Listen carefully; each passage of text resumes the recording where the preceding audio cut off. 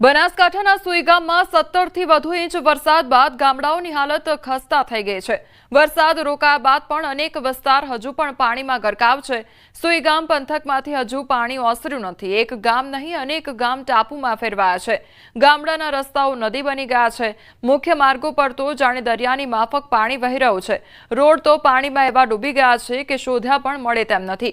Road પર હજુ પણ વાહન લઈને નીકળવું શક્ય નથી। ટ્રેક્ટરના સહારે જીવન છે તો ખેતરોની તો હાલત જ ન પૂછો। હજારો વીઘા પાક પાણીમાં ગરકાવ થઈ ગયો છે। પૂરે એવી તારાજી સર્જી છે કે ખેતરો ખેદાન મેદાન થઈ ગયા છે। જ્યાં જ્યાં નજર કરો ત્યાં પાણી જ પાણી નજરે પડી રહ્યું છે। આકાશી આક્રમણ બાદ તબાહીના દ્રશ્યો સાક્ષાત ગવાહી પૂરી રહ્યા છે કે કઈ હદે આબ ફાટ્યા બાદ સ્થિતિ સર્જાઈ છે। અનેક ગામના રોડ તૂટી જતા ગામમાં આવવા જવાનું મુશ્કેલ બની ગયું છે। સુઈ ગામથી નડાબેટ જવાનો રસ્તો પણ બંધ છે। સુઈ ગામની દુકાનો પાણીમાં ગળાડૂબ છે।